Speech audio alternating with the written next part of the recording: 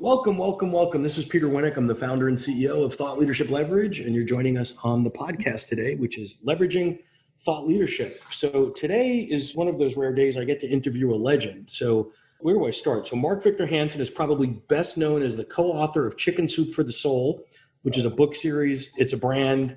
He has sold over 500 million books. So I think on most weeks you probably beat the Bible. Not that it's a competition, but that's a lot of books. You've built an empire in this space. Some of your popular books have been The Power of Focus, The Aladdin Factor, Dare to Win. The list goes on and on and on. So I don't want to waste time talking about your accolades because we only have 20 minutes and that would take hours. So let's just dive in. So first, thank you so much for joining us today. My pleasure. I love talking to thought leaders, and everybody needs to get leverage this time. Because there's 8 billion people in lockdown, and it's only those of us that think can get it unlocked, open it up, have us repivot and rethink and re-innovate and reinvent. How's that? Yeah, no, that's exactly true. So let me ask you this. So in my work, in my world of authors, thought leaders, and speakers, one of the things I find really interesting is sort of the backstory. So if you and I were to both ask our dentist, Mark, hey, how did you become a dentist? It'd be a pretty boring story. Blah, blah, blah, like teeth, blah, blah, blah, went to dental school, blah, blah, blah, I'm a dentist, right? When you ask thought leaders how they got here, I've literally heard everything from, well, I was homeless to I was the CEO of Fortune 500 to someone threw up and therefore they threw me on stage and I never spoke before and I fell in love. I mean, you hear everything. So right. I haven't heard your backstory. So how did you get here? I'll do it in an abbreviated but compound paragraph. Luckily, I'd been in graduate school and I got to be with Buckminster Fuller, who's Einstein's best student, genius of geniuses. Spent 7 years with Bucky. I tried to be Bucky, though, and I built geodesic domes in New York City, Racquet Club, Botanical Gardens, out of plastic, PVC at the wrong time. Oil embargo hit 1974. I went bankrupt so fast, Peter, I had to check a book out of the library. How do you go bankrupt by yourself? So my best worst experience, 6 months I'm sleeping in front of another guy's bedroom in a sleeping bag, and then I wake up one day, and I ask myself, well, what do I really want to be a philosopher, speaker, and I want to talk to people that care about things that matter, that make a life-changing difference. So I said to my roommates in Hicksville, Long Island, New York. I'm in Plainview. I'm 5 minutes from Hicksville. Oh, good. Which city? Plainview. I'm right up the road. Yeah, I know Plainview really well, yeah. So I said, any of you guys know somebody that's not a celebrity, not famous, not a medical doctor, not a lawyer, and sort of young? And they said, yeah, this guy Chip Collins, who you may know, was a top guy training real estate. And I go hear him, and he mesmerized the audience for 3 hours, into which I said, hey, Chip, can I buy you lunch? I want to learn how to do this. He said, chance of you making it, boy, is 1 in 1,000. Ain't going to happen, but stay out of real estate. I own the 5 boroughs. You do life insurance. Long story short, I did 1,000 talks a year the first 3 years. People kept saying, do you have that story in a book? Because my mother was a great storyteller, taught me how to do it. And I was earning about 70 grand a year. Wrote a book called Stand Up, Speak Out, and Win. I said, this isn't a New York Times bestseller. It isn't a national bestseller. It is my bestseller. I sold 20,000 copies from the platform.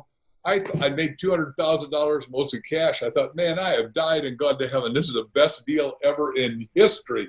That's and phenomenal. Everybody wants my autograph. I am a famous stud. I have arrived, Peter. So the good and bad news is I kept writing and I did a lot of books. Finally meet Jack Canfield. I'm talking to 6,000 people out in at the Mandala conference. He comes up at the end of the seminar and says, I'm Jack Canfield. I said, I know who you are, Dr. Canfield. I'm a fan of yours. You wrote 101 Ways to Build Self-Esteem in a Classroom. Yep. Said, well, you really do know me? I said, hell, you sold 370,000 books. I've sold 360,000, so we're pretty close. He said, can you tell me how to do those stories? And I taught him how to do heart-touching, soul-penetrating stories because I'd learned from Cabot Robert, who taught Zig Ziglar and myself how to. Cabot was the dean of speakers, created this 30. I'm told the speaking business worldwide is 30 billion. It may be 3 billion. I don't know. Whatever it is, it is. But Cabot taught me how to sell from a platform. I started cleaning up. I'm one of the guys who really knew how to make money and sell, but I did it with heart-touching, soul-penetrating stories, abbreviated. Jack and I get together. 144 publishers say, hit the road, Jack. I said, look, he's third in his class at Harvard. It's okay if you don't like him, but I'm a nice guy. Jack's wonderful.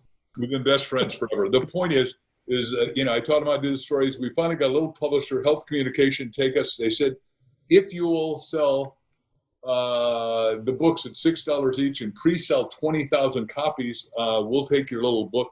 And a year and a half from now, well, holy cow, a year and a half.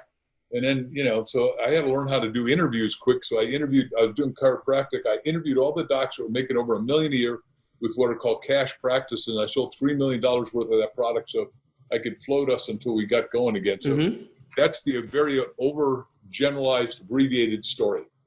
That's fantastic. So so take us down the path of back in the ancient days of the 70s and 80s and maybe a little bit into the 90s. There was literally this whole massive industry of selling from the stage, selling from the platform. And the model would be either come to some arena, hear the speaker, maybe you paid a couple bucks. And then literally in the back of the room with the knuckle buster credit card machines, there was an army of folks that would be happy to suck the dollars out of your pocket, selling you all kinds of cool stuff. That doesn't happen anymore, or it happens very little. But talk about the fact that you're still here winning in this market, right? Which is a totally different market. How have you seen the business evolve from old school back of the room to online to now COVID's thrown a wrinkle into the world? But tell us what you've seen and what's been working for you as of late. Well, first of all, back to the 70s, Zig Ziglar had a book out called Biscuits, Pump Handles, and Fleas, which changed into See You at the Top because that title didn't work for him. And then he used to hold the book for 1 hour on the platform, and he said, "This is my new book, and you got to have it." And everyone thought he'd forgotten his book. No, Zig he was the number one salesman in an organization with 7,000. Zig and I did a lot of seminars together. Like we did 10% of the audience in Boise one time together. 10% of the whole population of Boise, 10,000 people. Wait, 10% of the audience or 10% of the whole city? Of the population, 10,000 people came out in Boise, Idaho, just to hear Mark Victor Hansen and Zig Ziglar. And like, well, this is before Netflix. There wasn't much else to do in Boise then, right? Between you and I, there's still not much to do in Boise. And I like Boise. I've got relatives there. But the fact is that Zig sold, I just remember his number that day, 58 boxes of books because, and I sold a gazillion dollars worth of stuff. I think I walked away with $180,000. So I was happy. And then we go to dinner and Zig says, "Well, you're going to buy dinner?" And I go, "I helped sell your stuff." Anyhow, he thought he was more celebrity than I am, and God bless Zig, right? And see, so, I love that two rock stars each sell like a couple $100,000 worth of books, and only in the speaking world would they be fighting over who's buying dinner that night. Because I've seen that. But no, he wasn't fighting. He was making sure I was going to pay. That's what I'm saying, right? Because I'm 30 years younger than him, so he was sure that I should pay, and he's sure I should apprentice. And I was out. Look, I'm rich. I was happy to pray. I was a multi-millionaire already. So now where we are today, we got 3 books out at the same time. Ask, The Bridge from Your Dreams, Your Destiny. We've got a new book out called You Have a Book in You, and we've got a whole virtual seminar on it because I think that's where all of us got to go. Sure. With Mitzi Purdue, I did a book called How to Be Up and Down Times because we're in this thing. You and I can discuss how long we're in it for, Peter. I'd like to hear, but I don't think we're going to get out of COVID until spring or summer next year with people flying and everything. So the point is, our publisher calls up when we did ask and said, "Hey, look, you come out April 28th, which was just a few days ago," and said, "COVID's got it, so the bookstores are all closed. What are you going to do?" And I said, "Look, my whole life I've taught take adversity, turn into advantage, take trials and turn them into triumph." Time to eat your own dog food, huh? Yeah. By the way, I just so you know, I'm the only guy that ever licensed books, as far as I know. Somebody may follow the path, but I created that, and the Chicken Soup for the Soul dog food. We sold $157 million worth of dog food to you at Chicken Soup for the Soul dog food. We got 15% because of me. So I am the marketing guy of the Mark and Jack team. So I just want you to understand, I'm very proud of what I've pulled off because everyone said you can't license books. Heck, you can license anything. Sure. Right? Back to this, the publisher called them and said, "There's only one place to sell it, Amazon. What are you going to do? What are you going to do?" And I thought, wait a second, you're asking me to keep your publishing house alive because the big house just sold. Right. Lost. This is bad times. 8,000 people got fired at Random House. This isn't like. Yeah, no, this is not good. Right. And there is, and by the way, I happen to love books like you do, and both of us are ensconced in lots and lots of books. I'll never stop loving them. I'm an addict, and my parents were illiterate Danish people in English anyhow. So I'm really sensitive that everybody's got to get literate. Everyone needs to read. All leaders aren't readers, but all readers are leaders. It's the old cliche by our friend Jim Rohn. Mm-hmm. or JFK. One of those two guys said it. So the point is, we started doing podcasts, and we started, one or two a day. And then we asked everybody podcasting like we're doing with you, can you give me 2 or 3 other people? And then, now we do 4 or 5 podcasts a day, and our book sales, we're one of the top 4 in all categories. 3 books at once. Nobody's done that before. So let's push on that a little bit. So one is, the beauty about being a guest on a podcast is it's not hard for you to be a guest, right? No. I mean, there's not a lot of prep, not a lot of work. You hit record and we have a nice little conversation. The exchange here is, I'd love to have you on a guest because you're an interesting person, right? I bring the audience, you talk to that, right? And you can do that 4, 5, 6 times a day from the comfort of your home. Like that, Takes a lot of energy. You're not missing airports. Right? I don't miss airports, and right now I don't want to get on airplanes because they're a petri dish. Yeah. Luckily, I know it. My wife has got lots of degrees. One is nutrition, and if you're taking your metabolics like zinc and and magnesium, you're not going to get this, which is the corruptness of the. I got to be careful. Your wife may be a medical doctor, or you may be. I don't know. No. Right? The community is not telling the truth, as far as I'm concerned. So, because we should be over this thing, and we got to open it up. And I'm a flaming free enterpriser. If you hadn't got it, and I believe if you're going to be productive, you got to be massively productive. I got it. 309 bestsellers. I mean, let's say most guys say, well, I wrote 1 book and it took me 6 years. What were you doing the rest of the time? Yeah, right. What were you doing the other 99% of your days? So I want to go, there's so many ways we can go, but I want to go back to licensing, right? So yeah, so my world with my client base is traditionally B2B. So good. Authors, thought leaders, academics selling business content into businesses. So totally different business model. You're more in the B2C, where it's selling valuable, providing value in exchange to individuals, paying with their own dollars. So very different cadence, very different sort of rhythms and things in that business. But licensing is licensing. So I push a lot of my clients to consider licensing from the perspective of, hey, you're giving you wrote a book, you're giving a keynote, you're doing some advisory work with big company X. They would love the rights to a sliver of your content to be used in a well-defined way internally in their organization, right? And people, so people don't realize that they get so enamored with the book. Very, very few people, you're one of them, actually make money on books, right? The book is the entree into other things like licensing. How did you first discover, what was your first sort of foray into licensing, good, bad, or ugly? Because you've obviously figured out how to do it properly. You've asked 2 questions at the same time. So let me go to that second and go to first. All of us that are in B2B, which I'm in a lot of B2B, I consult to a lot of big companies, and right now we're consulting, and I'm not allowed to use the name because we're about to come out with a commercial and they want it to be a surprise. But one of the 3 biggest companies in America, I can leave it at that, okay? And they're a B2B company, and their market is going to hell because the supply chains in America are dead. Now, I've heard that twice on 2 other mastermind podcasts. And what they did is they came to Crystal Mark and said, look, you guys are some of the best thinkers. You're leading edge. You've done the best-selling tapes ever called How to Think Bigger, Never Thought You Could Think. Do you see a way out of this? And I said, yeah, we got to go B2C. And here's the product so we can go B2C, because Amazon is killing your business in case you guys don't have it. Yeah. They're shipping 50% of everything sold in America. And they go, what are we going to do? And I said, you're going to license my thinking. We own the trademarks. We own the P. By the way, I did that seminar. As you know, I wrote a book called One Minute Millionaire with Bob Allen. We did 30 ways of IP that you ought to be making money in. In other words, B2B is one way. You're exactly correct. But there are 38 ways. There's a lot of levels to this thing. And most people don't study the full market. And so back to how I got into licensing.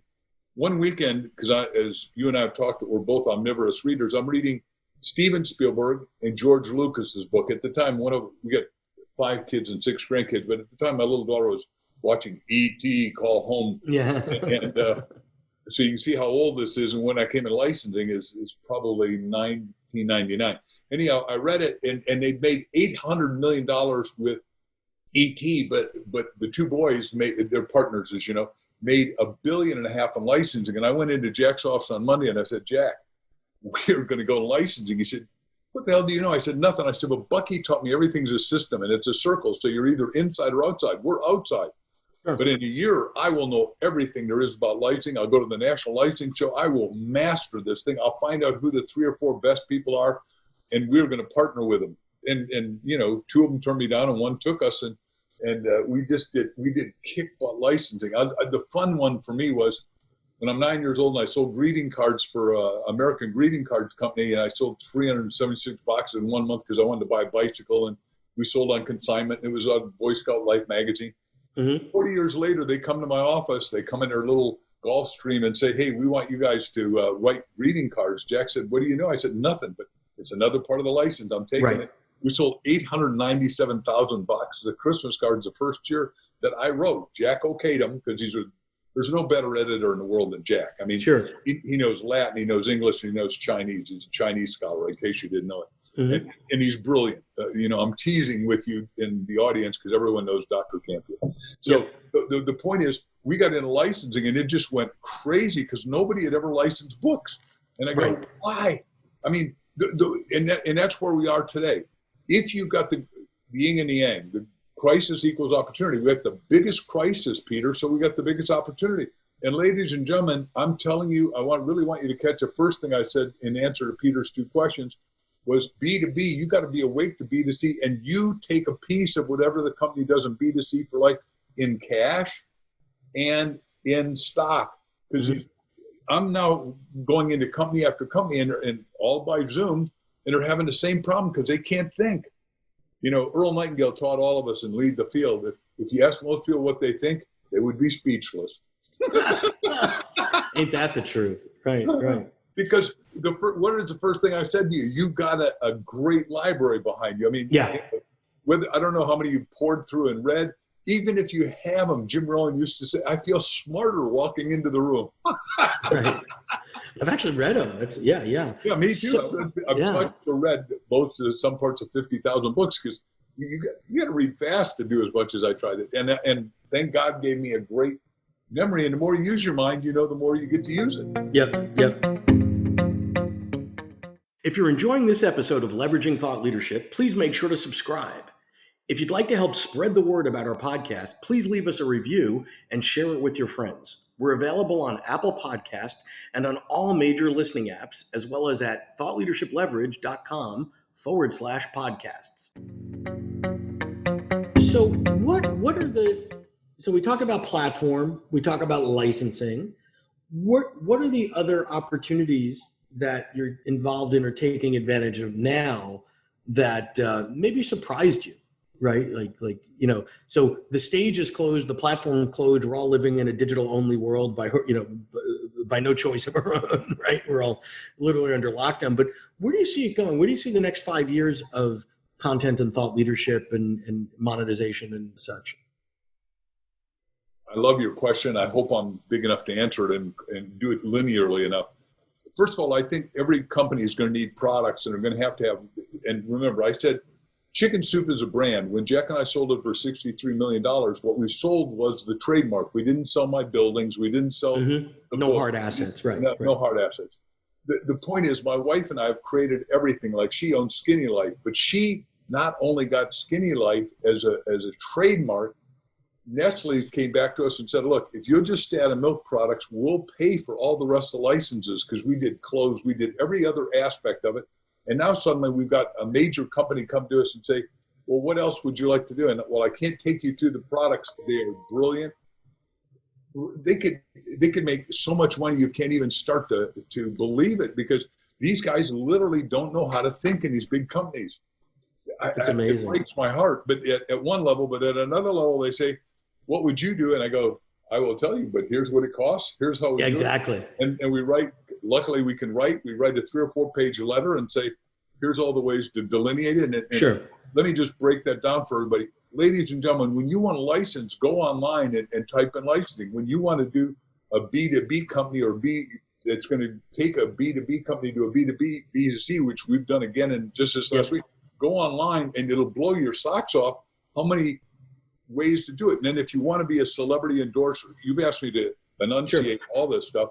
So I typed in celebrity endorser, and you start to look at stuff. And at the very high level, the most ever paid for a book was Obama. He got $65 million to do his book. Then he got $200 million from Netflix, which is holy caramba. Yeah, right. Yeah, what does that mean? And how do you unwrap that? But the point is, as a celebrity endorser, you look at a guy like Rock, or you look at Dwayne Johnson.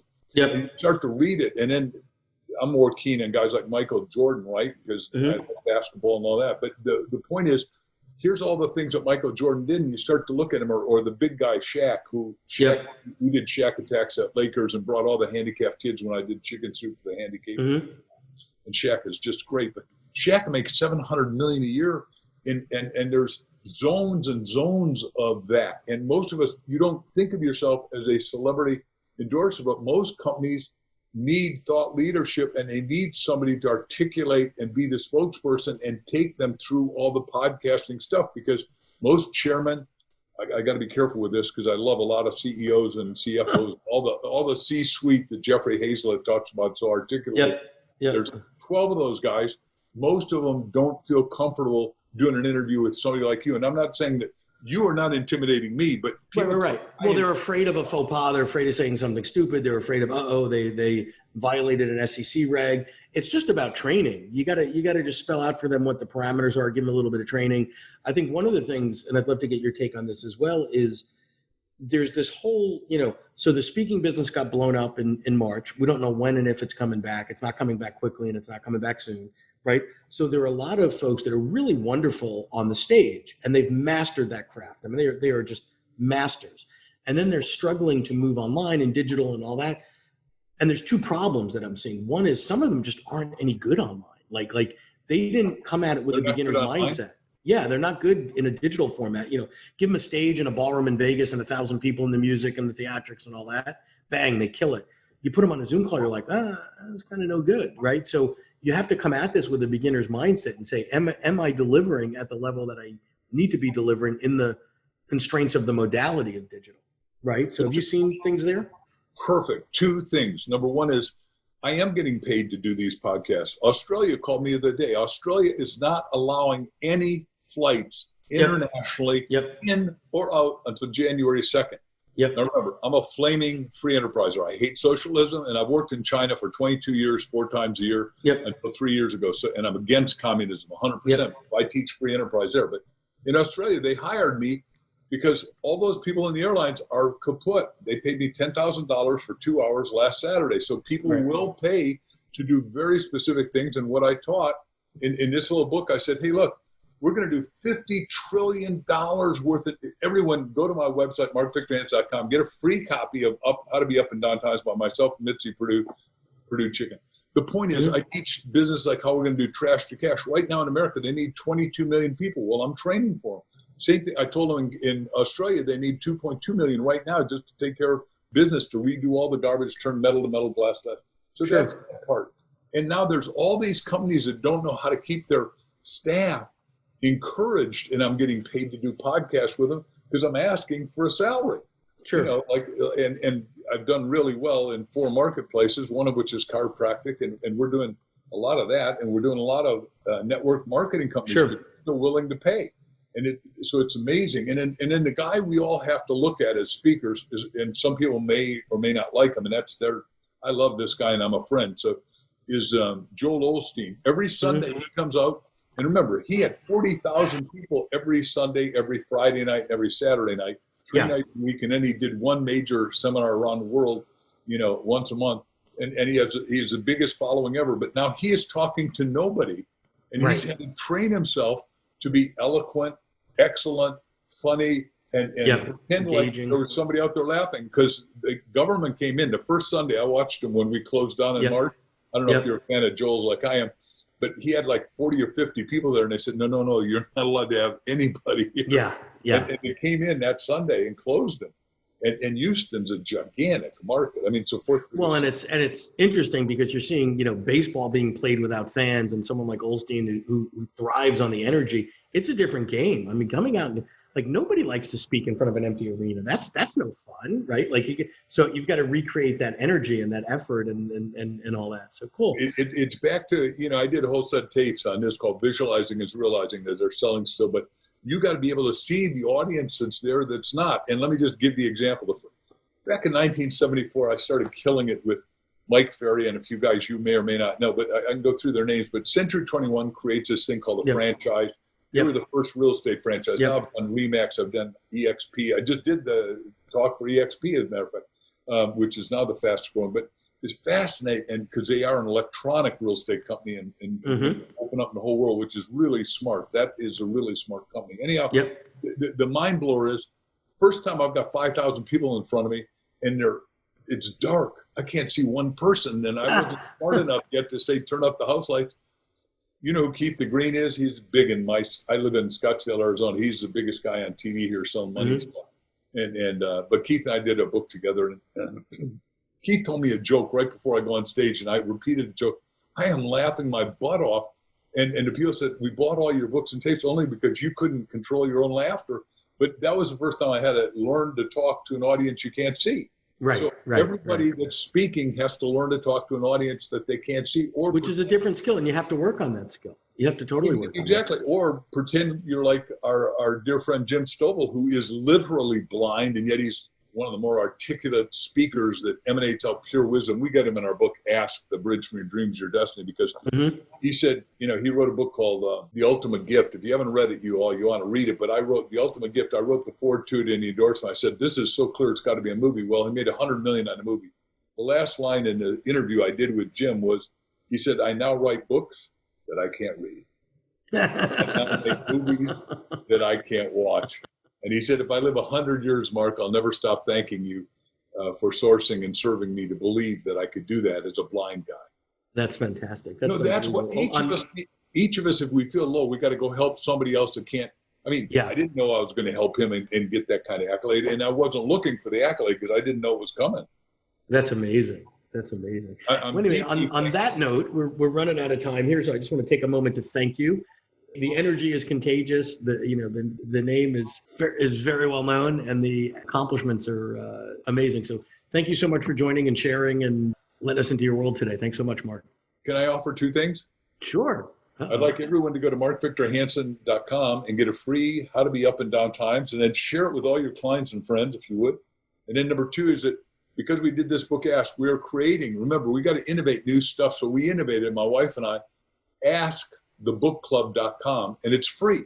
And once a month, starting the next one will be in August, you get to go to our book club, askthebookclub.com, and we want everyone to become a master at Asker, because you're saying that some of these people out there say, well, I'm an introvert, I'm shy, I don't have the confidence, I don't know how to handle it. Whatever their excusology is, as you may remember, Zig Ziglar was a total introvert. I mean, that's what he claimed all the time. And he was on stage and he was flamboyant and flaming, and then he came off stage and, he'd go down and I go, it's not the same guy almost, but what happened there? Right. Great stuff. Well, anyway, thank you so much for joining. I appreciate it. Thanks for your time. Love to do it again. Thanks, Peter. Thanks. To learn more about Thought Leadership Leverage, please visit our website at thoughtleadershipleverage.com. To reach me directly, feel free to email me at peter@thoughtleadershipleverage.com. And please subscribe to Leveraging Thought Leadership on iTunes or your favorite podcast app to get your weekly episode automatically.